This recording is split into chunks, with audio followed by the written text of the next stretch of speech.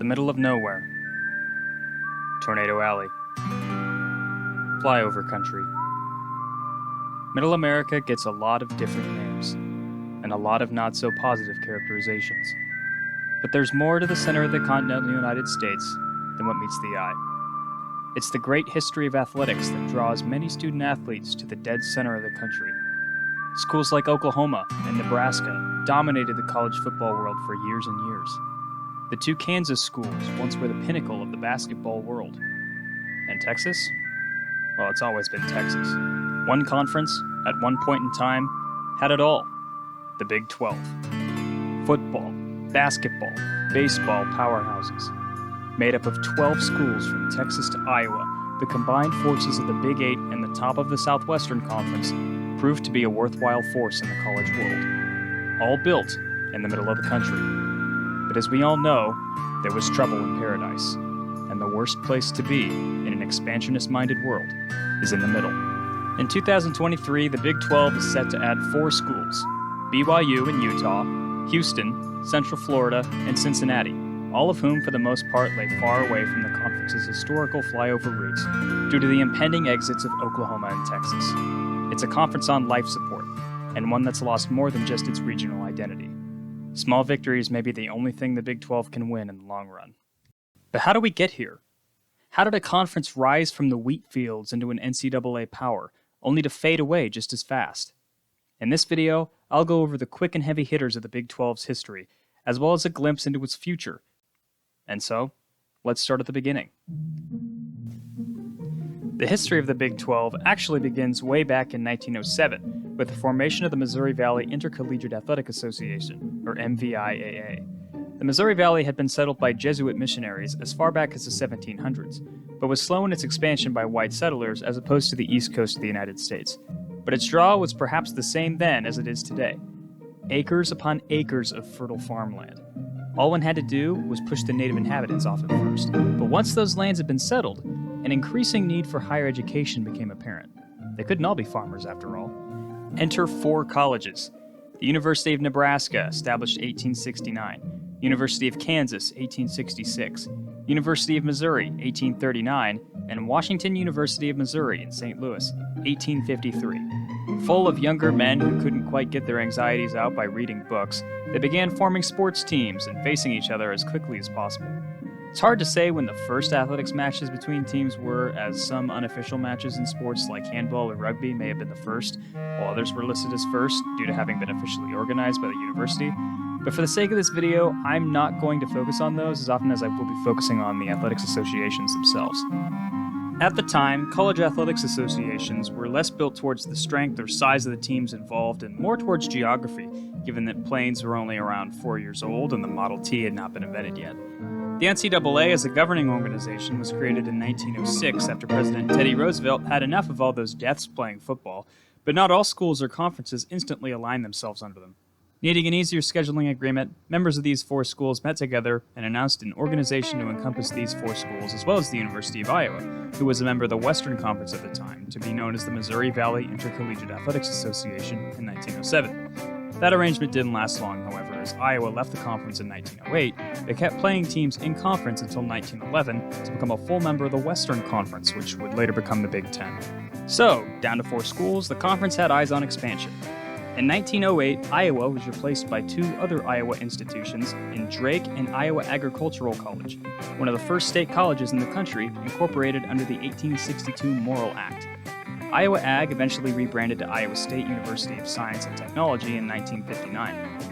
In 1913, the group looked west to Kansas State Agricultural College, formerly Bluemont Central College, in Manhattan, Kansas, the first school created under the Morrill Act. World War I had an effect on athletics teams as athletes were sent to theaters across the war front for the U.S. in 1917, which tightened available games, but the conference and its teams survived.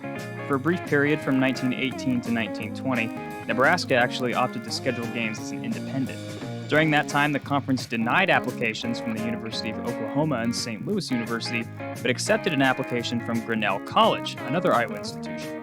OU was later let in 1920, and Oklahoma A&M, which is now Oklahoma State, was admitted in 1925. 10 schools proved to be too large for the infant conference, however.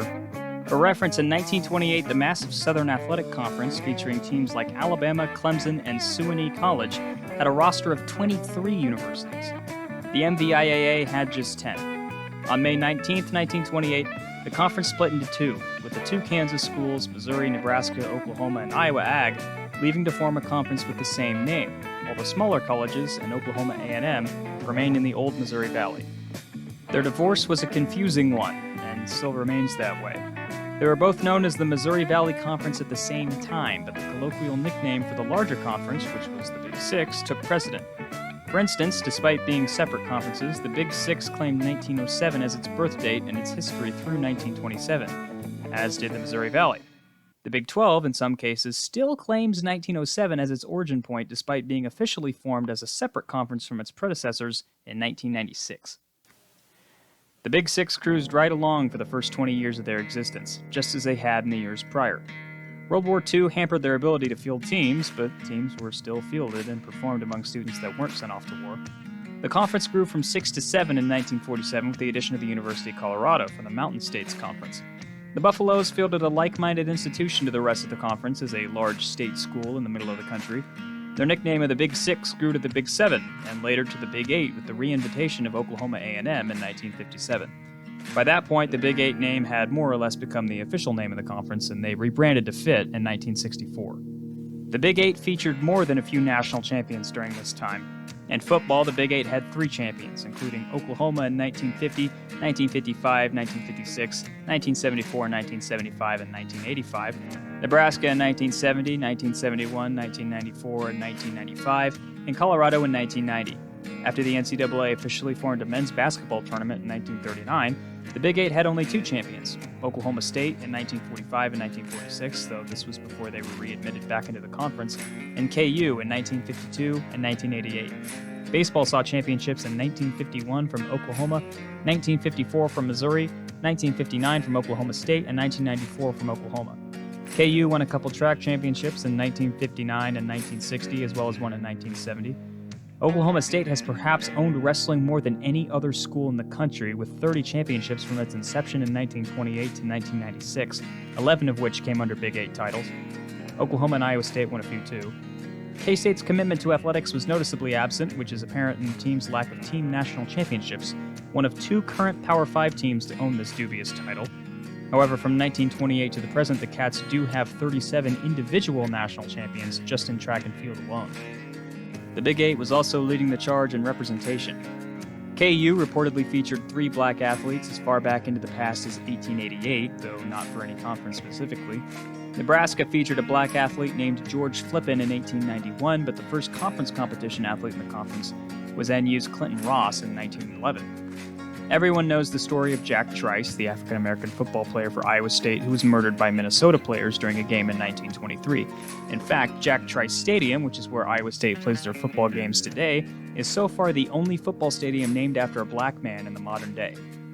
The conference was all white for nearly 20 years following his death. K-State was open to African-American students upon its opening in 1863 as an inherently abolitionist college. Years after Trice, K-State's Harold Robinson became the first African-American athlete to receive a scholarship in conference, receiving praise from Jackie Robinson. K-State broke the color barrier again in 1951 with the baseball player Earl Woods, father of Tiger Woods. A year later, K-State and KU broke the color barrier in men's basketball at the same time with K-State's Jeems Wilson and KU's Levon Squires. Despite apprehension to integrate in teams fielded at Oklahoma, OSU, and Missouri, they too integrated by the end of the 1950s. For reference, the first SEC team to fully integrate was Kentucky, nearly 10 years after the last Big 8 team had already done so. And it's a handoff to Billy Vessel. Up the middle, he cuts left and goes in for the score. KU on their own 4-yard line. And it's a pitch out to Gale Sayers. They sweep left, shakes a few tackles, crosses the 20. This is the Big 8 Gridiron Report. But the ages of geographically relevant conferences was coming to a close. By 1984, universities in the college landscape had started to notice that their television broadcast deals were consistently giving them the short end of the stick and benefiting the NCAA more than them. A few colleges, like the Big 8's Oklahoma, banded together to form bargaining agreements to negotiate television contracts, but were slammed by the NCAA with the possibility of being kicked out of the organization and unable to participate in NCAA activities against other NCAA schools. In response, Oklahoma took the NCAA to court, the Supreme Court. NCAA versus Board of Regents of the University of Oklahoma. OU claimed that the NCAA's domineering violated the 1890 Sherman Antitrust Act, which was enacted to prevent monopolies and keep trade free and open. It was later addended by the Clayton Antitrust Act in 1914. To put the long legal story short, Oklahoma won. Justice John Paul Stevens noted that there can be no doubt that the challenged practices of the NCAA constitute a restraint of trade, but that the NCAA's existence as a governing body was still necessary. In the end, universities themselves were allowed to argue for better television agreements for themselves, not the NCAA. Well, everyone at Hardee's has caught basketball fever. That's right. Ever since we began offering this limited edition Big 8 basketball. It's regulation size with official Big 8 logos. It's a real winner at only $3.99 when you purchase any of Hardee's Real Value combos. Each features a delicious sandwich, hot crispy fries, and an icy cold soft drink. Holy cow, the Big 8 basketball. Available only at Hardee's. If you hustle. Following the decision in 1985, more college games became televised, and more colleges began pushing for better television contracts. These ran through the conferences, and more often than not, some conferences couldn't keep up. Chief among them was the Big 8, whose powerhouse teams like Nebraska and Oklahoma demanded high television contracts but continually had to play lower-level competition like Kansas State and Iowa State due to the conference alignment. As a result, teams began looking elsewhere. KU and Missouri looked to the Big 10, Colorado was less than subtle with their intent to go west, and Oklahoma fielded offers from just about everyone. If the Big 8 was going to survive, it needed a miracle. It got one. The OU versus NCAA decision manifested itself in more ways than just with the Big 8. A lot of conferences decided to realign themselves. The SEC added Arkansas and South Carolina in 1989. The ACC took Florida State. Penn State left Independence to join the Big 10. As K-State's head coach Bill Snyder put it, everyone's looking for TV sets. The conference that faced the worst of this realignment issue was the Southwestern Conference, the southerly neighbors to the Big 8. They were now facing immense pressure, both internally and externally. Internally, the conference was dealt two blows by the death penalty handed to SMU and Arkansas's departure. The Mustangs had won national championships as a member of the Southwestern Conference in 1981 and 1982, but afterward were slapped with heavy penalties following the discovery of serious recruiting violations and a secret illegal slush fund in 1987. These penalties included a season termination for 1987 and the loss of scholarships. The penalty was so severe, SMU elected to essentially stay dead for 1988 instead of competing. When they came back, they were one of the worst teams in the country. This left the Southwestern Conference severely disadvantaged, with only 7 real members in an area where they couldn't branch out into any new TV areas. Their only other extra area, which was Arkansas, had left to join the SEC. Texas and Texas A&M were fielding offers to join conferences like the Pac-10 and SEC. Seeing this was K-State Athletic Director and Big 8 Head of Commissioners John Weefeld, who, just years after hiring Bill Snyder to architect the greatest turnaround in college football history, saw the opportunity to create a conference in Middle America that could capitalize on this new world of athletics. After a series of tense meetings where Texas Chancellor Bill Cunningham shot down a merger a handful of times, he eventually relented, and Texas, Texas A&M, Texas Tech, and Baylor would be leaving the floundering Southwestern Conference to merge with the Big 8 and create the Big 12 in 1996. Rice, SMU, Houston, and TCU were left to fend for themselves. The first official Big 12 athletics event was a football game in 1996 between Kansas State and Texas Tech. The Wildcats won 21-14. From 1996 to 2010, the Big 12 had many national champions, including football, men's basketball, women's basketball, baseball, softball, track, and wrestling. But again, the expansion had their minds elsewhere. The Big 12 nearly collapsed in 2010 with the announcement of Nebraska leaving for the Big 10 and Colorado's impending exit to the Pac-10.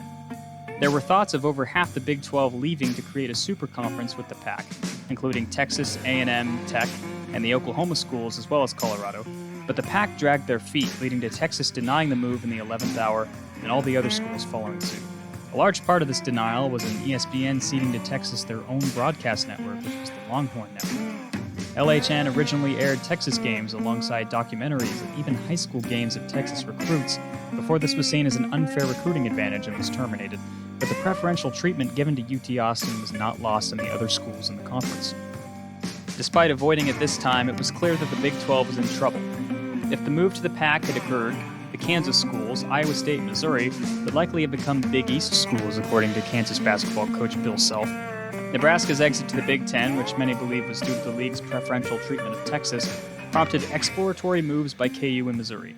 Texas A&M, long a rival of Texas outside of the athletics field as well as on it, was the next to announce its intent, leaving for the SEC, soon followed by Missouri, who had aimed at Big Ten membership, had the Big 12 collapsed, but had been passed over. The Big Ten showed their reasoning with later ads of Rutgers and Maryland to obtain the New York City and Washington, D.C. media markets. They were after those television sets. Down to 8 schools, the Big 12 stole TCU from the drowning Big East and finished the conference off by taking West Virginia to get back up to 10 schools. Further expansion of schools like Louisville and BYU had been considered, but were reportedly shot down by Texas. 10 mouths to feed with a decreased payout would likely be fine for them in the short term, they figured. Louisville, in the Central Time Zone, would join the ACC following the departure of Maryland, while West Virginia, in the Eastern Time Zone, remained on an island in the Big 12. For years following this, the Big 12 remained in a state of stasis, but a stasis that was clearly edging towards collapse. Limbo. They examined expansion again in 2016, considering Group of 5 schools like Colorado State, Memphis, UCF, and Cincinnati, but again chose to remain at 10, largely due to the loud voices of Texas and Oklahoma insisting on the less mouths equals higher payout philosophy.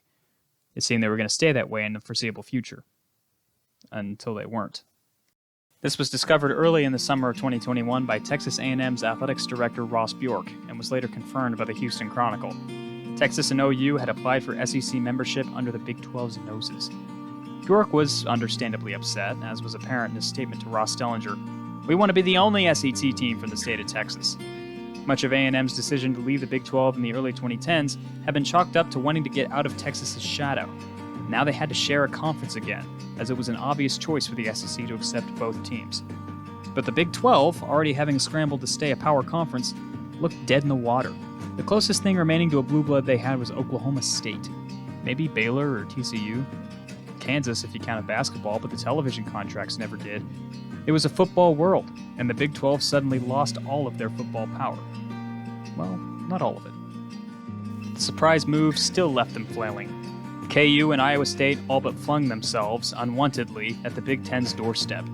K-State and the religious Texas schools remained suspiciously quiet, most likely knowing that they had no suitors and were trying their hardest to keep the conference together. The Southern teams, namely Oklahoma State and Texas Tech, volleyed for addition to the Pac-12. In fact, every Big 12 team reportedly asked to join the Pac-12, but had been denied entry by high-ranking members of the USC and UCLA athletic departments, who did not feel like teams in Middle America would benefit their standing as a conference. By the next year, USC and UCLA had announced they were leaving the Pac-12 for the Big Ten. The first game of the 2021 football season featured K-State against Stanford, a Pac-12 school. By the end of the game, a K-State victory, chants of Big 12 football echoed throughout AT&T Stadium in response to the perceived arrogance of the Pac-12 ADs who denied them entry, unknowing that the people who enforced that were about to leave and cripple the Pac. In response, the Big 12, now nicknamed the Hateful Eight due to online fans' behavior and extreme pride for their schools, hurried to find new teams to add. They chose BYU, a large national brand due to their affiliation with the Church of Latter-day Saints, Houston, the most prominent of the remaining Southwestern Conference schools, UCF, a school with the potential to explode as the highest ranking due to a student enrollment, and Cincinnati, a former conference rival to West Virginia's in the Big East and a formidable G5 power in their own right. They'll join the conference later this year. Following the addition of these teams, they found a new commissioner in Brett Yormark, an expansionist who has been leading a drive to reinvent the conference, as well as to try to undermine schools in the shaky Pac-12 or ACC to jump ship and join the Big 12. It's a very uncertain future for the conference, however. Yormark championed an early re-signing of their television deal to get out in front of the Pac-12, a move that so far has worked as the conference now makes more per school than the Pac-12 without the LA schools, and has driven Pac media talks to a standstill. Their best bet has so far been to hope another power conference falls apart so they can take schools from those conferences, become a super conference, and maybe become the third most powerful conference in college sports. There's no hope of reaching Big Ten or SEC levels of money, but the concept of being in third place and simply just existing has proven to be both an attainable and depressing desired outcome for the conference. Much of Big 12 expansion talk centers around the addition of the Four Corners schools: Arizona, Arizona State, Utah, and former conference member Colorado. However, these four schools have remained outspoken in their commitment to the Pac-12 as long as it exists, and likely would only join if the conference falls apart. They currently hope for the addition of San Diego State and SMU as conference members. On the other end of the country, the ACC now also faces an unsure future due to their extremely long grant of rights that expires in 2037. A group of schools, eyeing the Big Ten and SEC, has lobbied to be released from their contract agreement, nicknamed the Magnificent Seven by the media in a nod to the Western roots of the Hateful Eight. If this occurs and the ACC collapses, it's likely that the Big 12 could extend conference invites to lower-end teams like Pittsburgh and Louisville, former Big East rivals of West Virginia and Cincinnati. Other possibilities include basketball-only schools like Gonzaga and UConn, which Commissioner Yormark has spoken to on multiple occasions, likely in attempts to spurn knee-jerk responses from Pac-12 and ACC members. Other false flags may include conversations with schools like Fresno State, Boise State, and Memphis, though the contract he hurried to sign with ESPN only includes an elevator clause with existing Power 5 teams, which those schools are not. So what does the future hold for the Big 12? If historical patterns are any indication, it's likely the conference will continue to change, adding and losing teams but steadily shrinking in its blue bloods. Or, if potential outcomes are to be believed, it will either grow into or break apart to form a super conference of leftover schools the Power 2 didn't want. The Big 12 survived much worse than what the Pac-12 or ACC is currently facing, twice. Or, quite possibly, something will happen that nobody has guessed quite yet. What will never change is the conference's once proud history, one it still clings to despite its heavy losses. Those outside its walls may never care for the high-flying offenses of Mike Leach, or Bill Snyder's ability to save an entire town through turning an incompetent team into a power. They may never care about Oklahoma State's wrestling dynasty, the likes of which are hard to replicate, or the Great Plains roots that unite the only four remnants of the Big Six. But those inside it share a culture that will always fight for a seat at the table. They always had before, and will continue to push for respect in the flyover states, no matter how overdue it is.